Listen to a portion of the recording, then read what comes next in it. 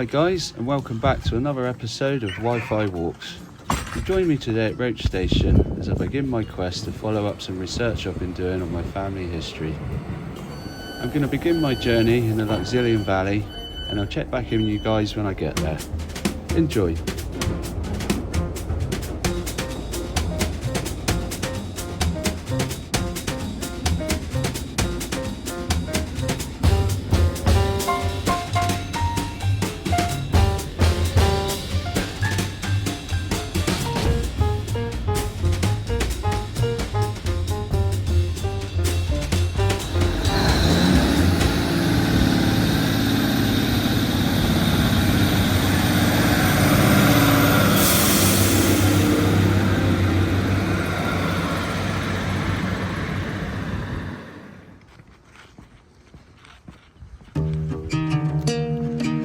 So it's just a short walk from Luxillian train station, up the hill, down through the village, and then into the Luxillian Valley.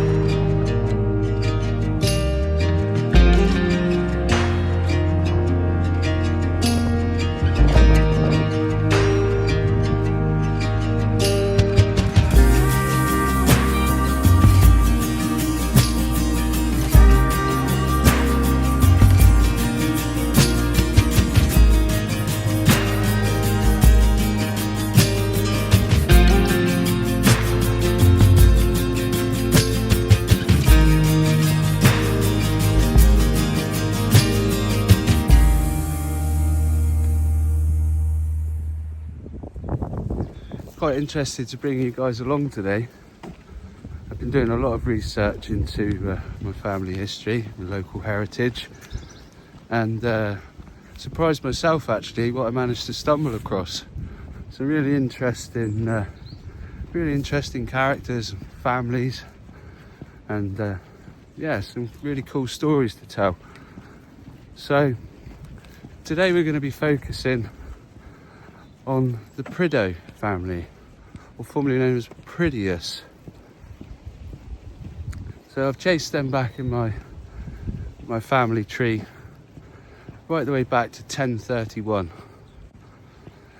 They were listed as living in the Luxillian Valley, and they lived at Prideaux Castle. So it's quite close to the Saints Way, which is an ancient trading route that certainly goes back to the Bronze Ages. I find it quite interesting to see how they really made the most of being on that trading route. The Prideaux family are still very prevalent in the area today, and I hope you guys find it as interesting as I have. Because the name Prideaux sounds French, and because the family was in Cornwall at the time of the Norman Conquest, some people think that the original Prideaux ancestor accompanied William the Conqueror, and the name comes from there. This is not the case. The family name for many generations was spelled Prideus, and there's evidence of them living right here in Cornwall nearly 30 years before that.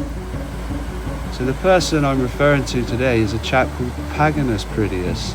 He was born in around 1030 to 1040 and was listed as Lord of Prideaux before the conquest. He would likely have been head tribesman to around 20 or 30 people, and he lived here in the Luxillian Valley in Prideaux Castle.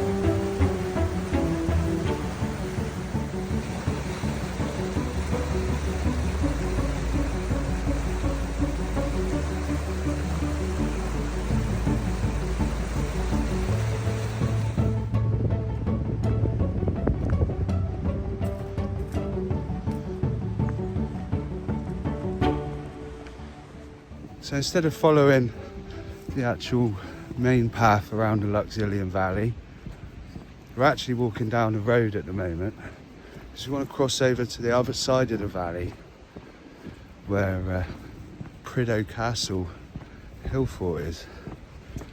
Hopefully we can find it. It's an Iron Age hill fort that my ancestors lived in and where they traded tin from. And obviously with tin being one of the main ingredients for making bronze, it was quite a commodity to have at the time. the very few fortunate people who were to have tin on their land really did quite well for themselves. And a lot of that wealth, believe it or not, stayed in the local area.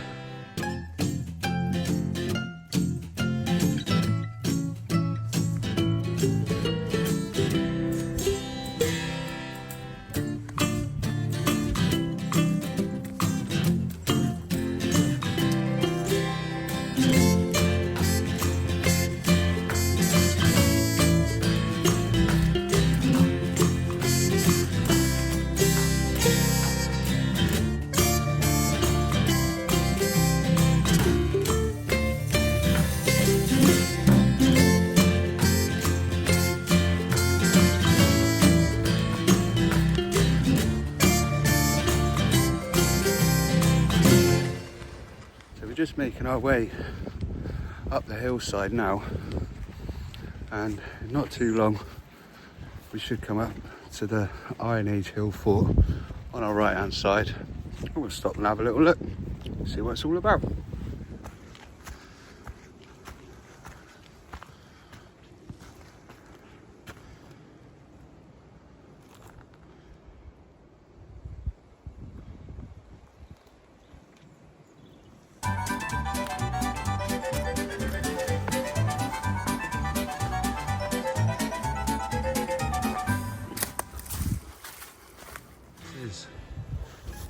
Here we're looking over towards Carline Bay.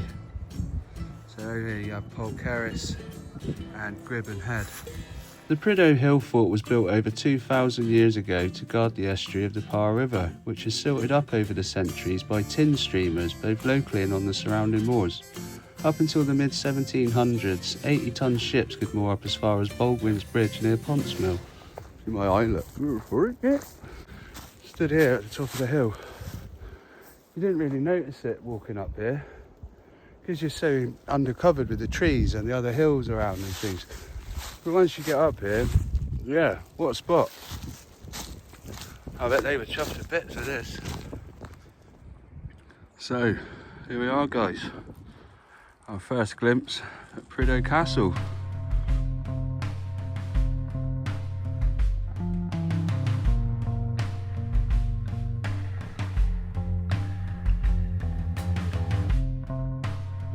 Just to get that feeling that you're stood in the same spot that your ancestors were, you know, nearly 1,000 years ago.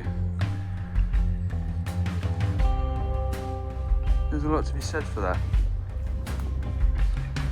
Kind of gives you a sense of belonging.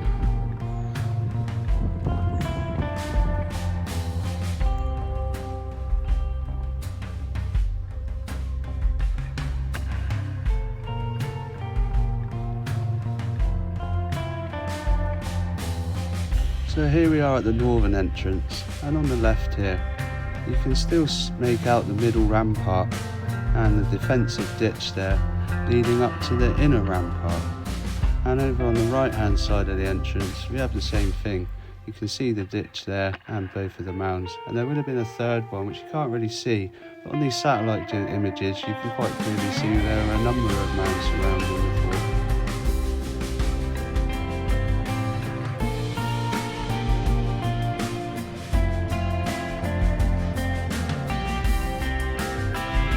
The palisade and any internal structures would have been of wooden construction and have all perished without trace over the years. So over there we can see the second entrance, and that's located on the eastern side of the fort. With the fort being about 100 metres in diameter, we'll take a stroll over there and take a look.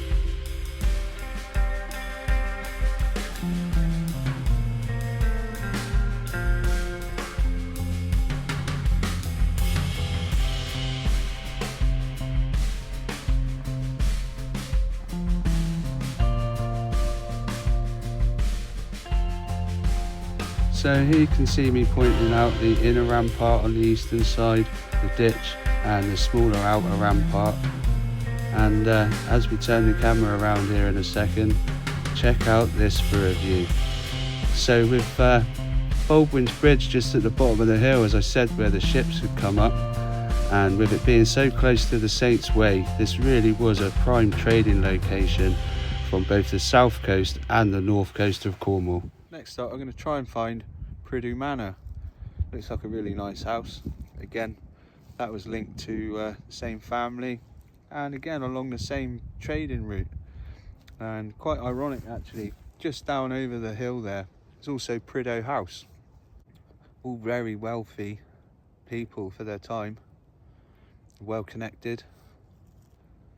So yeah, let's get this down on it and we'll go and have a mooch.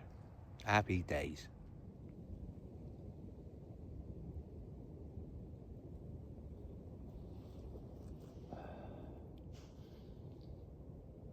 Do you know, your imagination's a wonderful thing, isn't it? You know, just sat here picturing people all those years ago, nearly 1,000 years ago, going about their daily chores here. You know, this was their home. Everything they wanted or needed, pretty much, they could get right here. Yeah, and you know, just the imagining the hustle and the bustle, you know, of people trading from here and people passing by on the Saints Trail. I meant to say the Saints Way, guys. Yes, it's nice to feel some sort of connection to a place like this. You know, you see these sorts of places all over the place, on the telly, in the news, up front, and you know, as lovely as they are and as interesting as they are, for me to feel that personal connection that my ancestors were here 995 years ago. You imagine all the changes that have happened in the world over that time, and here I am sat here talking to you about it. Just absolutely fascinating, and I really hope that you guys are enjoying it too. A lot of you know me mainly through my music and through DJing, and that's something I am very passionate about. Absolutely love it. You know, it's the best feeling in the world when you're stood there playing your music and watching people enjoy it. And I'm hoping to get the same sort of satisfaction from making these videos, you know, to give you guys some sort of entertainment and something interesting to watch as well. I know this particular video and maybe the next couple are quite personal to myself with my family history, but we're also going to be like discussing and looking into the local history and things of interest in general.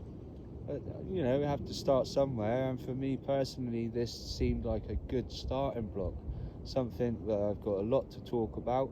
There's lots to look at. I feel the personal connection myself, which is kind of giving me that drive to get out the house and go and find these places. And yeah, it's been really good for my mental health, getting me out of the house, you know, giving me something to focus my mind on. It's been really good fun. So as I say, I hope you guys are enjoying it, and you want to come along from the journey. I've got a couple of challenges I want to do. I've set myself a couple of challenges, and yeah, I'm really looking forward to bringing you guys along and getting some sort of sense of achievement out of doing things that I would never normally do. This is, you know, this is something I've wanted to do for a long time now. You know, I feel really passionate about local history. I love obscure and bizarre facts and phrases and things that you may think you know but you don't. And yeah, let's just have some fun, guys. You know, if you're liking what I'm doing, please give it a like, give it that thumbs up and a subscribe and all that. But as I say, I'm not doing this for that reason. I'm doing this for myself, and hopefully you guys can enjoy it as well. So here we are. I've got about half a bottle of Katie left now. I'm gonna sit and enjoy this, and we'll get on with the rest of the walk. Happy days. That looks like a pretty dead standing tree, that one.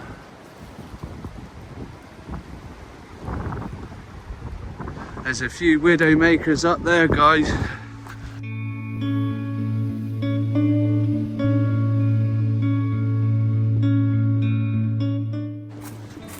I just wanted to touch on this quickly as well. Spotted in the woods. The grave of Tomahawk, a faithful servant for 18 years, died on the 20th of June 1890. So I'm assuming that was probably a dog, possibly. After a bit more consideration, I think that also may have been somebody's horse. Yeah. Woo! Put me woolly hat on now. It is chilly. But going back to that little grave there in the woods, I'm assuming it's somebody's pet. It just says Tomahawk, so. But to think that somebody had such a strong connection with an animal that they went to all the trouble of having a headstone like that made and keeping a nice little spot in the woodland for them for all those years. It just fascinates me that, you know, some people live a whole life working hard, making a difference, and no reference to them whatsoever. You know, they may have been buried on a beach somewhere or died somewhere and never recovered, and then you see a grave like that for a dog. It goes to show how the other half lived, and when you have money, things like that are really achievable, you know. And what a nice thing as well. We're going to start making our way back towards the Luxillian Valley. Go and sit in the pub by the fire, have a beer before we get the train back. Sounds alright, doesn't it? I love things like this. It's really nice when it's, you know, you get these bits of the pathway where it's really difficult to pass through. So, you know, they put these steps in, you know, just in case you struggle with going through that with a massive gap to the side of it. So this person didn't waste all their hard work building this lovely style. We'll take the advantage of that.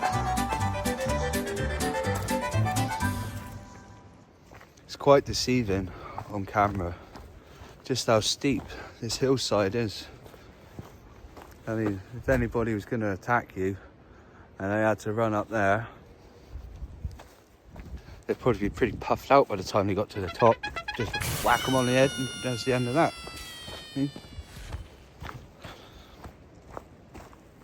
I wonder if there was lots of action up here with regards to you know, people wanting to take your possessions or take over your hilltop fort or steal your commodities. You know, I should imagine they would have had some sort of guard system in place, or, you know, a lookout, or did they have some sort of warning system? I mean, I think it's off in southeasterly direction, I think it is. But you can just about to see Castle Door on the way to Foy from the Prideaux Castle. So did they have some sort of beacon system in place? You know, did they light a fire or send each other some sort of signal if they knew of any impending danger, or, you know, if there was a group of wrong-uns on their way up from the beach to take your stuff? How did they warn each other about that? You know, and the fact that they had these systems in place, if they did have these systems in place, really fascinates me. To think that it would have been somebody's job to go out, you know, in all weathers and patrol a perimeter, or maybe to walk to Castle Door and see what was going on, to come back, even if it was to report that there was no news and everything was okay. Or like you see in some of the films, or, you know, some of the mysteries and legends, you know, did they have birds? Did they have ravens or crows or pigeons that they would use to send messages to one another? And how accurate was that system? And is there any proof that it worked? Or is there any evidence that being warned of a pending threat or danger that actually paid off and prevented the loss of a fort, or prevented the theft of a load of commodities, or, you know, I should imagine back then there was just as many wrong uns as there are now. Fascinating.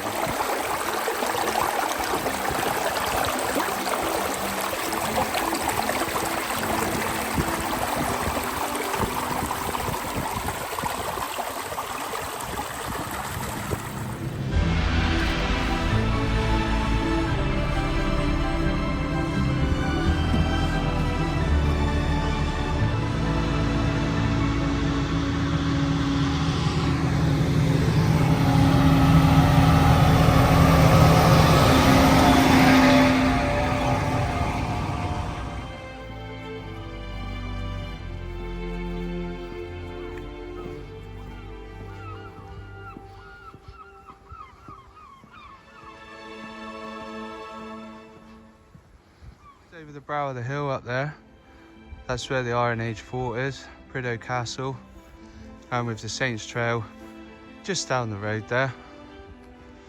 And right in the vicinity we have Prideaux House. What a lovely place. So the land you can see here was part of the Prideaux estate at the times of the Norman conquest. The original Prideaux Manor was built in 1380, and 8 generations of the Prideaux family lived there. In 1806 it was sold to a Mr. Charles Rashley, a very successful entrepreneur who bought a small fishing village nearby called Porthmur and developed it into a thriving harbour during the boom in the China clay industry. You may have heard of it, it's named Charlestown after him. His nephew, Sir John Coleman Rashley, built the house you can see here today in 1810.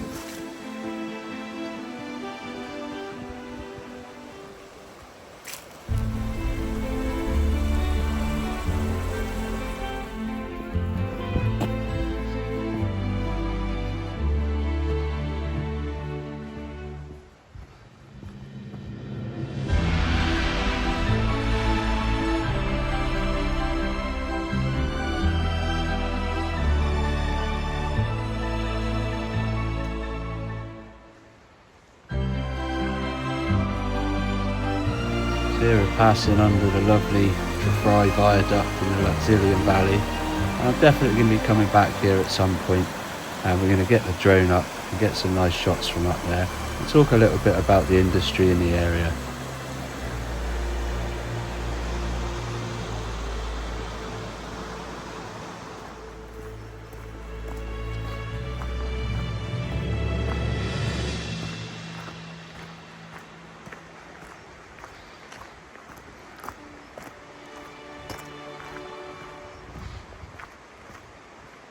Making my way back into Luxillian. Didn't manage to find Prideaux Manor. It's in the grounds of where Prideaux House is, but it's down a long driveway and you can't really get to it. But there's a couple of pictures of it up online where it was up for sale recently, so I'll pop those in now.